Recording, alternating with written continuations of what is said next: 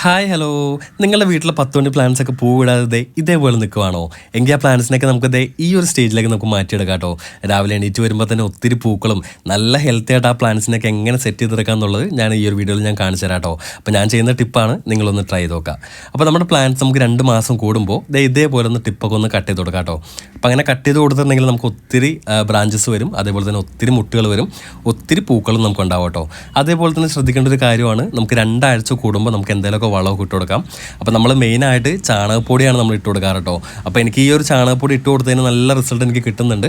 അപ്പോൾ എൻ്റെ ഗാർഡനിലുള്ള എല്ലാ പ്ലാന്റ്സിനും ഞാൻ ഇട്ട് കൊടുക്കുന്ന ഒരേ ഒരു വളം നമുക്ക് ചാണകപ്പൊടിയാണ്, വേറെ ഒന്നും ഞാൻ ഇട്ട് കൊടുക്കാറില്ല കേട്ടോ. അപ്പോൾ 2 ആഴ്ച കൂടുമ്പോഴൊക്കെ നമുക്ക് ഇതേപോലെ നമുക്ക് എന്തെങ്കിലും വളമൊക്കെ ഇട്ട് കൊടുക്കാം കേട്ടോ. അതുപോലെ തന്നെ ശ്രദ്ധിക്കേണ്ട മറ്റൊരു കാര്യമാണ്, നമുക്ക് എല്ലാ ദിവസവും നല്ല രീതിയിൽ വെയിൽ കൊള്ളുന്ന ഒരു സ്ഥലത്ത് തന്നെ നമ്മുടെ പ്ലാന്റിനെ വെക്കണം കേട്ടോ. കുറഞ്ഞതൊരു 5-6 മണിക്കൂറെങ്കിലും നമ്മുടെ പ്ലാന്റിന് നല്ല സൺലൈറ്റ് കിട്ടണം. ആ സൺലൈറ്റ് കിട്ടിയാൽ മാത്രമാണ് നല്ല രീതിയിൽ വളരുള്ളൂ, അതേപോലെ തന്നെ ഒത്തിരി പൂക്കളും ഇടുള്ളൂ കേട്ടോ. അപ്പോൾ ഇതും നല്ല രീതിയിൽ നിങ്ങൾ ശ്രദ്ധിക്കേണ്ട ഒരു കാര്യമാണ്. അപ്പോൾ 2 ആഴ്ച കൂടുമ്പോഴൊക്കെ ഇതേപോലെ വളമൊക്കെ ഇട്ട് കൊടുക്കാം, അതേപോലെ തന്നെ നല്ല വെയിലത്തും വെച്ച് കൊടുക്കാം കേട്ടോ.